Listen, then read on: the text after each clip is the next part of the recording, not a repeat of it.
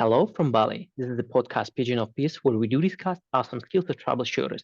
Watch, listen, and check the description below for the details. Let's talk about pitch, and let's start with the definition.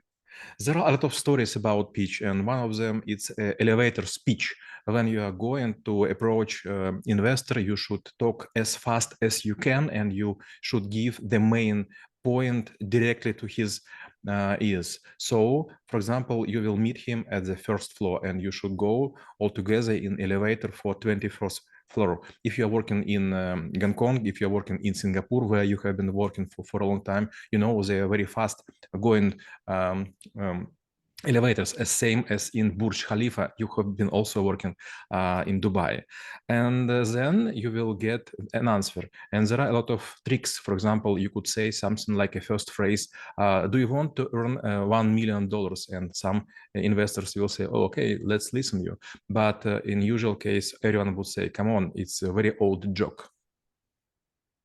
And when we actually, let's say, we do have a certain purpose, maybe we just want to sell, or maybe we just want to pass some decision through. So how we should approach to preparing this? Because probably we not only need to deeply understand the thing that we're trying to tell, well, this will be a maybe separate part of the conversation, but we also need to understand like who is the recipient, like how exactly they will receive this part. So let's focus on this thing. So what kind of recognition, what kind of preparation we need to do about the persona or maybe group of the people before we are going to pitch something? Let's give me an example. When we start with Daniel Schmidt to work as a troubleshooting bureau, we were thinking where we could find troubleshooters, and we were asking some companies like Netology and Changelange if they want to prepare guys for us. And I asked, I want to give 1 million US rubles. It was like 10 years ago. If we will get a new idea of troubleshooting school. It was time when we do not want to open a school of our own, and I have a hope that maybe we will take or pick people from other schools. And then it was a big presentation. I was sitting in the first row. Daniel was close to me, and we were listening like 10 teams, and they were fighting for this 1 million rubles. For me, it was not a large sum, so I was eager to share it. But unfortunately, we found that all of those teams, they were too lazy, and their presentation was too schematics. When you work to create your pitch, you should overcome several stages, and I will give you example how I do this job. First, you should take like from 5 to 9 empty or blank A4 papers, put on the table and write main ideas. For example, I want to approach to Maxim Golub, billionaire and very famous philanthropist. I will say something about him and his goals. Then I will say that our company is going to be additional gem in his crown and something like this. Then I have another paper, and I will put what will happen if we will not unite our forces or our strengths. Then I will say how many money and for what we will have. Then I will say about stages and so on. And when I put all of these pages on the table, I try to repeat like 10 to 20 times just those bullets. Then I start to think what would be on each page. And then I draw presentation in PowerPoint. And then I make rehearsal like for 100 times. And you know why? When you're making something like a budget, or maybe when you're making a startup project, maybe you're planning something else, if you will think that you should prepare a good presentation, it's good for you. But it wouldn't be enough for the person who will meet you for the very first time. And you should have not a hope in your eyes, but you have a trustship, and you should be very, I don't know how to say, prudent. It's okay to say prudent. Prudence also good enough. Yes, and this would be like firm eyes, so you could rely on it. Not like you are playing deer bemba like from children cartoon, but you should be like a bear or like a lion or maybe like an elephant. So you should believe that there is a strength in this idea. So if you make rehearsal like 100, 120 times, in this case, any pitch you will make will be very relevant to the belief of others.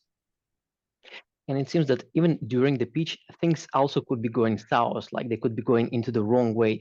And I do believe there's also might be some sort of like a plan B or maybe C and D in E. So are those things also should be considered because like the person might be not in a good mood. Someone may approach and they may lose the train of thoughts, or maybe even something could happen with like while you in the elevator, in the meeting room, or in the crowd. So how those circumstances should be considered and embedded into pitch to actually not to lose it, but even leverage it to get the results done. When I was first time in internet project in Moscow, it's like a fund for internet initiatives to be funded. I listened to several teams, and I do not want to give them money because they were all raw. Is it not? Is it okay to say raw? Сырые. Yeah, that could be quite a good one. They're thank you. They're quite raw. And then at the same day, I was in another place in a very fancy hotel, and there would be another part of the pitch, and two of the teams they came the same presentation, and I was listening. I was in jury, and they recognized me, and I have a hope that maybe they will slightly change their presentation or way how they do it. But they were like a parrots. And in a break or coffee break, I came and I asked, come on, guys, but you have seen me today for several times. Maybe you have thoughts how to change. Maybe you have not enough time. And they say, no, we were learned that it is about not about rehearsal, that about repeating the same things. And we think that if we will change our presentation, maybe you will think that we are smugglers, or maybe we are fraudsters and so on. So we will repeat all the same on all our road. And I think, yes, but first time you have been talking to technician. Now you are talking to another kind of people. Those are quite fancy, they are elegant, and they have another meaning of the life. They want to make something which will take their names in the memory. So you should push another buttons. But those guys, they were like a constant people. No, we will make so many pitches so we need, and if we will not get money for 1 year, we will stop and we'll go another way, and our team will break out. Well, I do believe this is called relentless. And there is a one thing that actually quite amuses me, and maybe sometimes it also feels a bit of depressing. So usually during the classes, when the group is asking like, okay, how many slides or how much material is left? Usually it's like a huge amount of slides and huge amount of thesis or thoughts left behind, meaning that usually when there is like a, like some piece of knowledge or some project or, like some domain that we want to talk about, we don't need to, like say the essence, but we really need to know everything in and out. So when it comes to the preparation, obviously, yes, we give maybe 3 to 5 sentences that could be define our destiny or, the future of our business, but how depth our knowledge should be in order to answer all of the possible questions. I will give you 2 examples. It was a huge oil pumping company, Russian-based, but it was united with a British one. And we were sitting in one capital of the European country, and we were expecting to choose a new leader or new CEO for the next 3 years. And there were just 2 candidates. And first was very boring. He was a bookkeeper, and he came with tables, and he showed us several tables. And deeply in my soul, I know that he was right. But it was so long way, and it was so many digits, and it was so constant voice.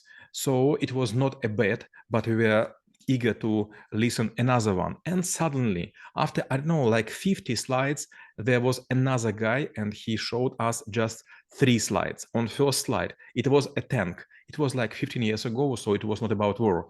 And he was thinking it was time when we were going in one direction. Now it's time to go in another direction. And he showed another slide with just tank in reverse movement. And then he showed us another slide with 3 tanks going to the horizon. And suddenly we realized that he were saying to us almost nothing, but he has a burning burning heart, and we simultaneously choose him. And for me, it was a very deep emotional lesson. First was quite prepared. He was talking with digits, which is what expected from the CEO. But another was a true leader, and he fired us, and he make us believe in his stupid presentation. Well, I do believe sometimes you also may believe rather light in the eyes, maybe comparing to the numbers on the paper. And sometimes I do believe, and this is actually the exercise that our company was going through, is like a self-definition, like who we are, what we do, etc. So, like on the surface, it looks very, I would say, easy, like when we got the outcome, but in terms of the exercising and hours that were put into the long discussion, maybe a lot of meetings and opinions, it's actually quite tedious. So I do believe pitch is like the essence of defining who you are, like as a company, as a person, and then putting it together. So how actually, like you need to come up with something that is really sharp, really striking the person. So how do you need to go through this exercise, especially when you're not working alone, but there is like a group of people who, as opinion, you also need to consider with? I will tell you one story. It was like 16 years ago, and I was invited by my main shareholder in a restaurant, and we were sitting, we just eating, and he was very relaxed, and I was very, I don't know how to say, напряжен. I was tense. I was very tense because he is major holder of the huge Russian-based financial industrial group. And suddenly he asked me, okay, come on, Oleg, what is about your saga about opening the new company with IT background? And saga, it's a word, a Scandinavian one, about a long story about something. Do you know this saga about foresights? And I answer him, okay, do you have evening lunch at the same time in this hotel tomorrow? And he told me, yes, I will. And I said to him, I will be at the same time with presentation of my new IT company, and I have like 24 hours and usual work day, and then I came up with a small presentation, and now you will laugh because you know English better than me. I asked him if I could start, and he told me yes, but let's finish udon soup before, and then we start to eat it, and then we push our chopsticks out of our field. I put my presentation, and on the first page it was name Saga, and I was not able to create a good abbreviation, and I write something simple: adept, gear, accessible. And I know now you laugh because it is not the correct translation. Yes, no one in English would say this, but I have no choice. I was thinking how to create company which was based on his previous job. So work name for the company was Saga. And I was talking about 10 minutes. Suddenly he make like this gesture, and waiter appears with, I don't know how to say, поднос, tray, with bottle of champagne. It was crystal one, if I'm not mistaken, like $600 per bottle, and 2 glasses already filled with champagne. And my main shareholder take this glass, and we were making, I don't know how to say, чокнуться, how to cross the glasses, bump the glasses. To bump the glasses, and we sip just a little. And he told me, okay, you're free to go, you should run it immediately.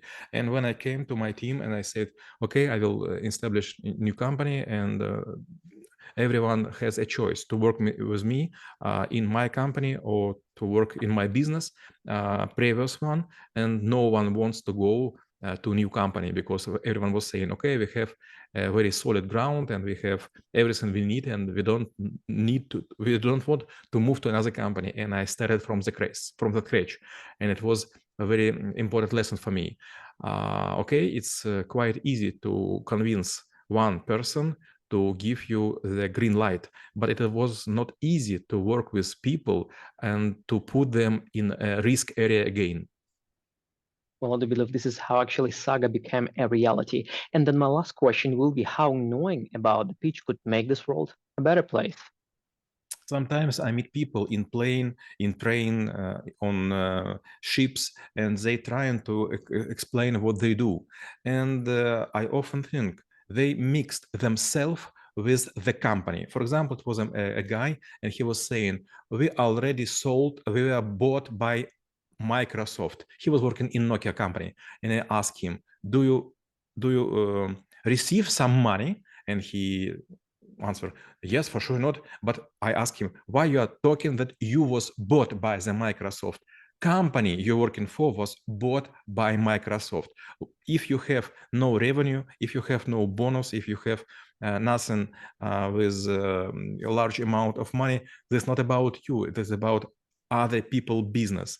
And sometimes people not mix themselves with their job, with idea, with company. Sometimes they dissolve themselves in something which is not firm. If you want to make pitch, you should go ladder by ladder, step by step. I can create this for you. Well, promote your contribution rather than false attribution and re-review the skill of pitch and how it could be helpful for you. Stay in peace.